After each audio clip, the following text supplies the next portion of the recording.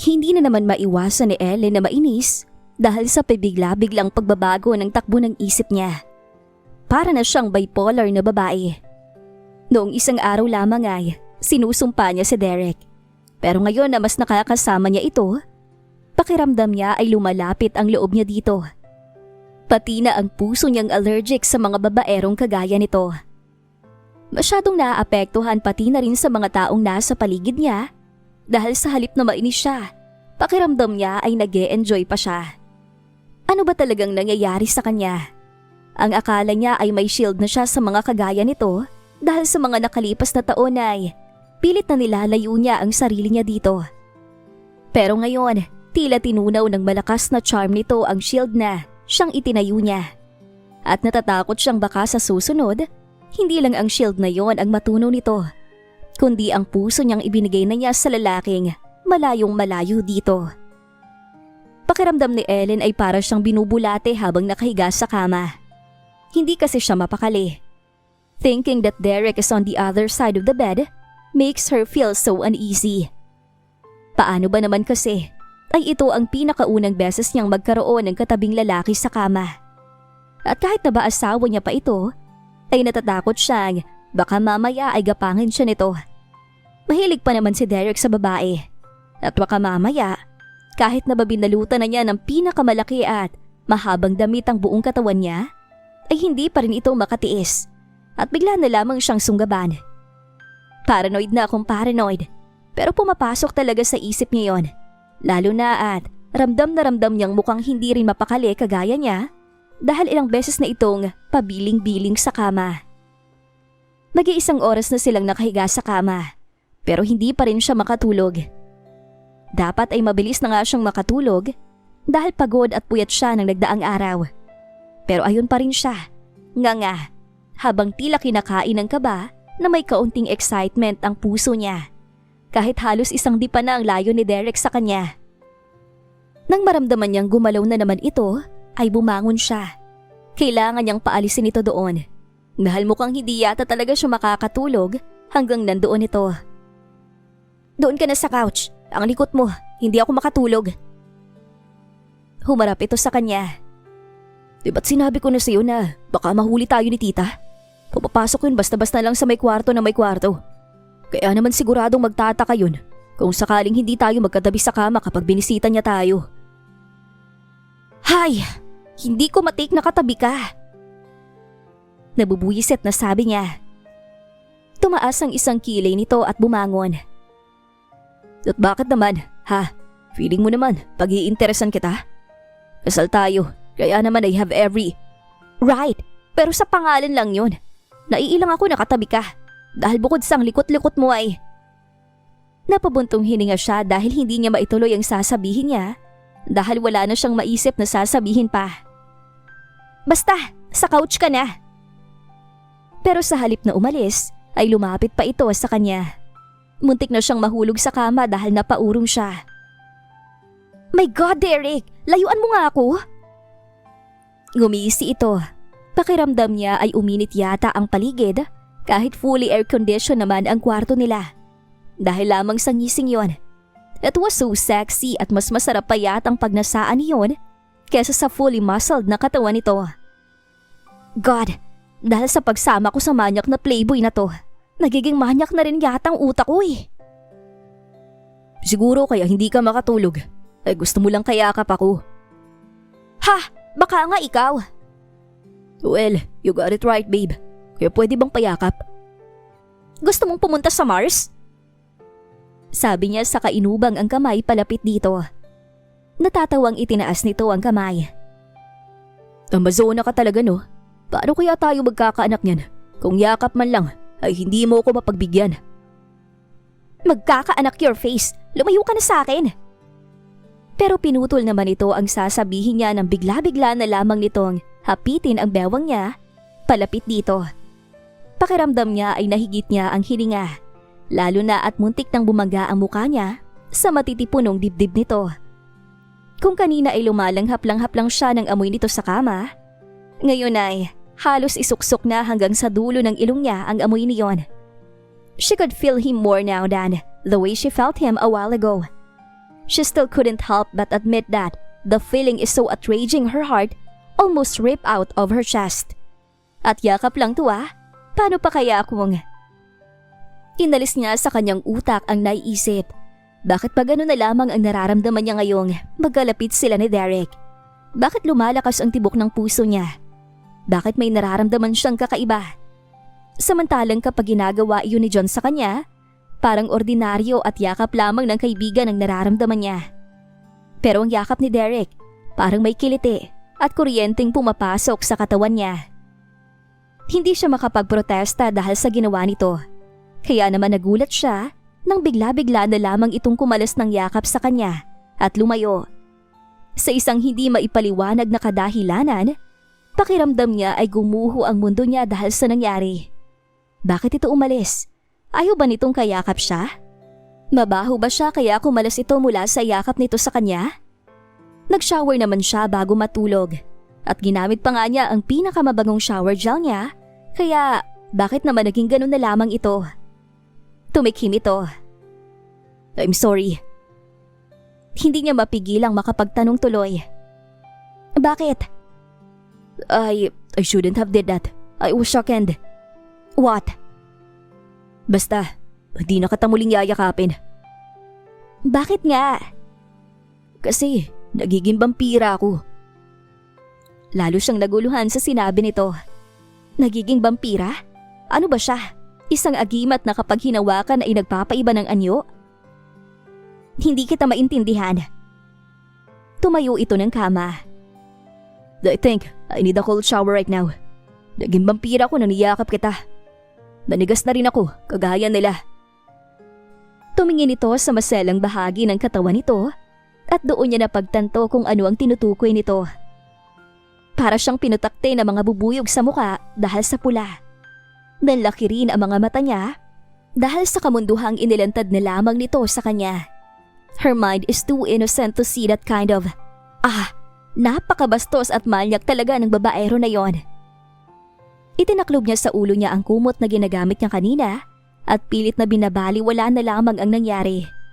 Pero sa halip na baliwalain, iyon at patuloy pa rin sa pagpe-play sa utak niya ang nangyari. Ang yakapan, pati na rin ang never mind. Hanggang makabalik ito ay hindi na siya umalis sa pwesto at kinausap ito. Hindi na rin naman ito naglilikod pa sa kama pagkatapos. Naramdaman niyang mahimbing na natutulog na ito.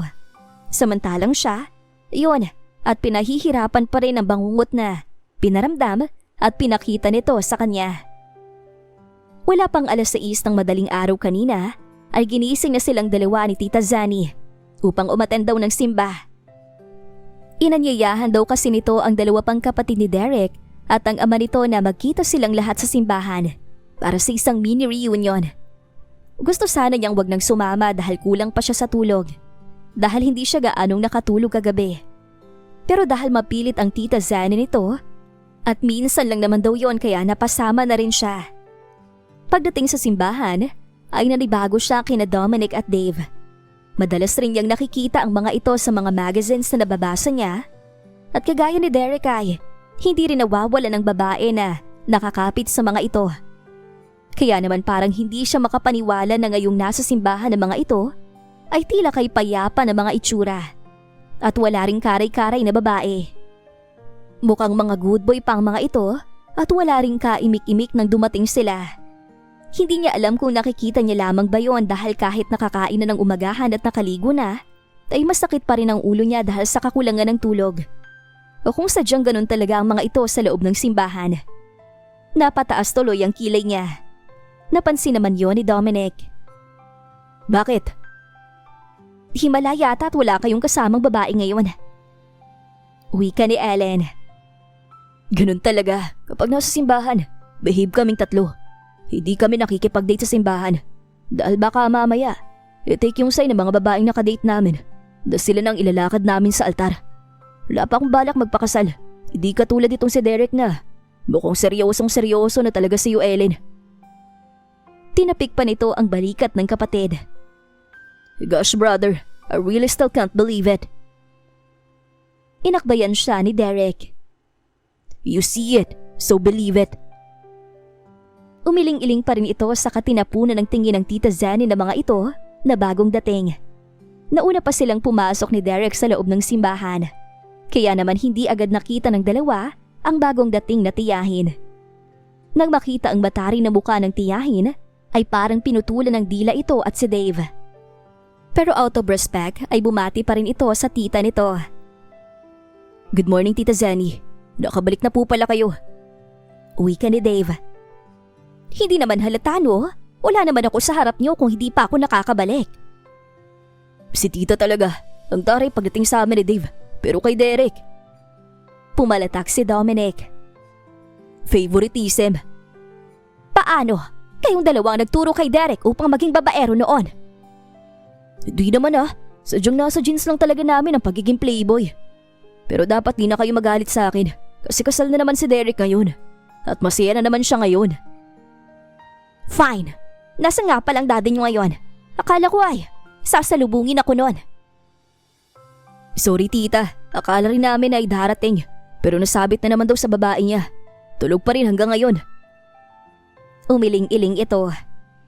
Hindi na talaga nagbago. Kasi, hindi na rin daw kayo nagbago. Batari pa rin kayo. Yan tuloy, hindi pa kayo nagkakanobyo. Tudyo naman ni Dominic dito. Tita Zanny glared at him. Nakibit balikat na tumawa lang si Doms. Umupo na ito sa tabi nila at maya-maya ay nag-umpisa na ang misa. Naging tahimik naman ang pamilya nito sa durasyon ng misa hanggang sa matapos iyon. Ang akala niya ay babalik na muli sila sa bahay pagkatapos ng misa. Pero nagulat siya nang sa halip na sa mansyon ni Derek sila ibaba ng driver ng van. Sa clubhouse resort na pagmamay-ari ni Derek sila nakarating. Iniwan na rin sila ng tita nito doon dahil masama daw ang pakiramdam nito. Ano ginagawa natin dito? Magre-relax. Diba dapat every Sunday ay nagre-relax ka? Every Sunday, routine na naman namin after I mass. Pupunta kami sa clubhouse. Pero Derek, gusto ko nang matulog. Inaantok pa ako eh. Umuwi na tayo. Doon naman dumating sa tabi nila ang dalawang kapatid ni Derek. Ang akala niya ay uuwi na ito sa kani-kanilang bahay na mga ito. Pero tatambay rin pala ito sa resort. Narinig din ito ang pinag-uusapan nila base sa sinabi nito. May sariling suit si Derek sa loob, kaya pwede ka namang matulog dyan, Ellen. Isa pa, sandali lang naman tayo mag-bonding. Mamaya na kayo umuwi. Ipapakilala ka namin sa friends niya. Pangungumbinsi ni Dave. Oo nga naman, Ellen. Sige ka. Mamaya kapag iniwan mo dito si Derek, basilo pa siya sa'yo. Marami pa namang bebot dito ngayon dahil linggo. Nakaramdam siya ng kakaiba dahil sa sinabi ni Dominic. Hindi niya alam kung saan galing na parang may kumurot sa puso niya nang sabihin nitong baka masilo sa kanya si Derek. Alam niyang hindi malabong mangyari yon dahil sadya namang may pagkababaero si Derek at hindi naman talaga ito seryoso sa kanya. Kaya naman, may kakayahan pa rin itong mambabae. Kaya naman sa kabila ng kaantukan na nararamdaman niya, hinayaan na niya ang sarili niya na sumama dito dahil sa pangambang baka maagaw nga ito sa kanya. Pero sa isip-isip naman niya, bakit ba siya matatakot na baka masilo sa kanya si Derek? Hindi naman talaga sila mag-asawa. Wala siyang karapatan dito, kaya hindi dapat siya makaramdam ng pangamba. Nagpapanggap lamang sila. Hindi rin dapat siya parang nasasaktan sa ideyang maaagaw ito sa kanya dahil hindi naman talaga ito sa kanya. Pero alam ng buong Pilipinas na asawa ko ni Derek. Kapag mamaya hindi ito nakapagpigil, pangalan kong makakaladkad. Wika ng isang bahagi ng isip niya. Pero pakiramdam niya ay may mas malalim pang dahilan kung bakit siya napasama ni Dominic sa loob ng clubhouse resort. Pagpasok nilang resort, ay nakita nga niyang maraming tao sa loob ng clubhouse resort. May mga buong pamilya sa resort at meron din namang couple sa paligid. Pero sa isang banda, na siya namang tinatahak ng mga kasunod nila, ay siya namang nakatambay ang mga babaeng halos makita na ang mga kaluluwa. It was a hall full of babes na halatang tila natakam sa pagkakita sa tatlong lalaking naglalakad na animo ay mga nakahubad na at pwede nang gawin ng mga itong ulam. Lahat ng mga ito ay nakasuot ng swimsuit dahil may swimming pool rin sa loob ng hall na yon. Huwag niyo naman akong isama sa mga kamunduhan niyo. Namumulang wika niya nang malapit na sila. Tumingin sa kanya si Dave na siya namang natatawa. Hey Ellen, hindi tayo pupunta sa mga maraming bebot. Madadaan na lang natin yan. Mamaya pa kami tatambay dyan ni Derek. Dominic na lang pala. Doon tayo sa may convention hall kung saan maraming mga foodsat. Ilan sa mga kaibigan rin namin ang asawa mo. Nakahinga siya ng maluwag dahil sa sinabi ni Dave.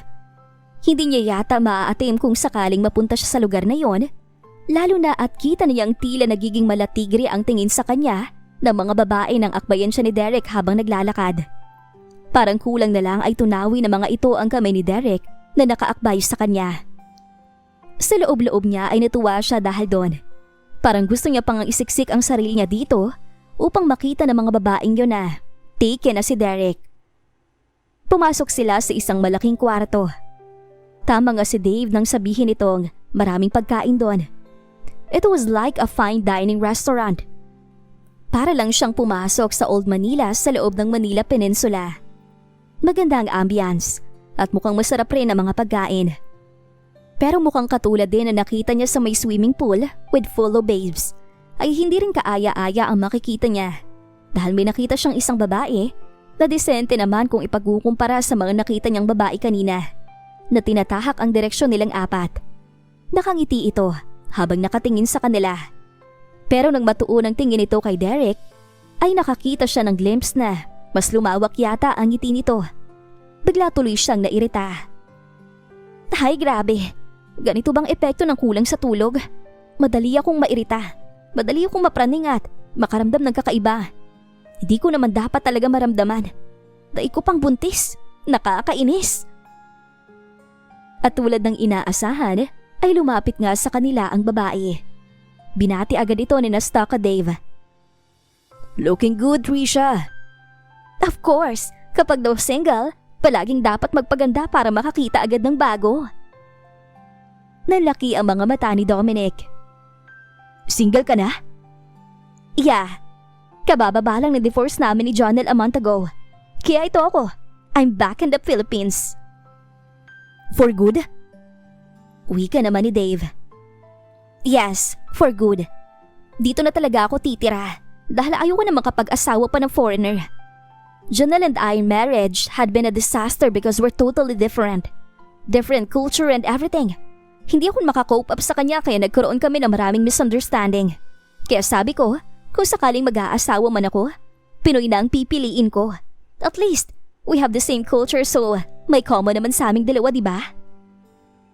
Tumangu-tangu ang dalawa, samantalang halos wala namang imik si Derek sa tabi niya. Kung hindi pa nga ito kinausap ni Trisha, ay malamang na hindi ito magsasalita sa harap ng babae. Hello, Derek. Hello, Trisha. Simpleng bati lamang nito. Nanibago siya sa pakikitungo nito sa babae, katulad na lamang ng paninibago niya nang makita niya si Dominic at si Dave na walang kasamang babae kanina sa simbahan. Parang hindi siya sanay na, parang malamig ang pakikitungo nito sa babae. Tumingin ito sa kanya. And who is the... Oh my God! Ikaw ba yung napabalitang asawa ni Derek? Tumango siya. Oh my God! Akalain mo yon? Kung kailan naman ako nakipag-divorce, kung kailan naman nag-asawa si Derek. FYI, matagal na kami mag-asawa. Gusto sana niyang sabihin, pero naalala nga pala niyang pinalabas nila na babago pa lamang silang kasal na dalawa. Well, hindi talaga natin masasabi ang panahon. Sa totoo lang, akala ko talaga hindi na mag-aasawa yang sa Derek. Pero kita mo naman ngayon at may tali na sa palasingsingan. Buhay nga naman. Komento ni Dave. Sabagay. Tumingin ito kay Derek. Anyway, I'm happy for you, Derek. Happy? Bakit mukhang hindi naman happy?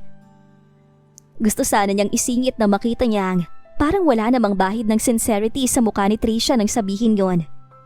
Pero dahil ayaw naman niyang gumawa ng eksena kapag naging sarcastic pa siya dito, nanatili na lamang siyang tahimik. Umalis na rin naman ito pagkatapos at sinabing napadaan lamang ito sa clubhouse and resort na yon dahil may ka-meeting itong isang kliyente sa loob. Madalas kasing gawing meeting place ng mga tao sa alta sosyalidad ang Golden Derrick Clubhouse and Resort dahil sa kasikatan at kagandahan noon Iginiya siya ng 3 lalaki papunta sa isang reserved table sa may gitna ng fine dining restaurant. Buffet type ang pagkain doon. Pero dahil kasama niyang may-ari at ang 2 pang kapatid nito, hindi na nila kailangan pang tumayo dahil ito rin ang mga boss sa loob. Nang maka-order sila, ay siyang pagtayo naman ni Derek ng lamesa. Dave, pwede bang iwan muna kita dito kay na Dominic? May kukunin lang ako sa main office nitong club. Dahil naging magaan na naman ang loob niya sa dalawa, pumayag na rin siyang iwan ni Derek. Nang makaalis ito, ay nagsalita si Dave. Mukhang apektado pa rin si Derek kay Trisha, no? Tumingin naman sa kanya si Dominic at hinampas sa braso ang kapatid nito. Ano ka ba naman kung ano nang pinagsasabi mo? Kasal na si Derek at kaharap pa natin ang asawa niya. Mahiya ka nga. Nagkibit balikat ito. Can't help it, ang tahimik niya kanina. Hindi na niya naiwasan pang magtanong sa dalawa. May namamagitan ba kina Derek at Trisha noon? Tumingin muna si Dominic kay Dave bago ito nagsalita. Trisha is a dear family friend at naging girlfriend siya ni Derek noon. I think, umabot yata na 5 buwan ang relationship nila. Ang relationship na pinakamatagal ni Derek sa pagkakaalam ko. Sorry Hindi kasi siya sa akin nakwento ni Derek eh. Okay lang, hindi talaga makwento yun sa Derek, lalo na sa mga naging dark past ng buhay niya. Kumunot ang noo niya. Dark past? Nakuha naman ng dalawa ang ibig niyang sabihin. Si Dominic pa rin ang nagsalita. Siguro naman ay alam mong reputasyon ni Derek nun, di ba? He was a playboy. Kahit may girlfriend na yan, lambabae pa rin yan. Pero na maging girlfriend niya si Trisha, nagbago siya. Pero iniwan lang naman siya nito sa huli. Nagpakasal si Trisha kay Jonel. Mag-Amerikano na, nakilala nito. Nagminsang magbakasyon ito sa States. Pero matagal na yon. Kaya naman I'm sure, wala na yun. Lalo na at asawa ka na niya, Ellen. Napatangu-tangu siya. Pero parang ayaw mag-sink in sa utak niya ang huling sentence na sinabi ni Dominic. Parang mas pumapasok doon ang sinabi ni Dave kung saan apektado pa rin si Derek kay Trisha. Kaya tahimik ito kanina nang makita ang ex nito. May nakapagsabi minsan sa kanya noon na sa isang relasyon, kapag tapos na ang lahat para sa'yo, hindi ka na maaapektuhan. Kahit makita mo pa ng harap-harapan ng babaeng nakarelasyon mo. Kaya naman naisip niya, kung tapos na ang lahat para kay Derek, bakit ganoon na lang ang reaksyon nito? Bakit ang tahimik nito? Ganoon ba talaga ang sakit na naidulot dito ni Trisha? Kaya naman, ganoon na lamang ito kung makareact? Naalala rin niya ang hindi akmang reaksyon ni Trisha nang sabihin nitong masaya ito para kay Derek nang malamang may asawa na ito. Naisip niya na paano kung may gusto pa rin ito sa asawa niya. At si Derek, paano kung hanggang ngayon ay hindi pa rin pala ito nakaka-move on kay Trisha at mahal pa rin ito. Sa isiping maaaring magkabalikan ng mga ito, pakiramdam niya ay nadurog ang puso niya. Naapektuhan rin siya. Ano naman ngayon ang kakaibang nangyayari sa kanya?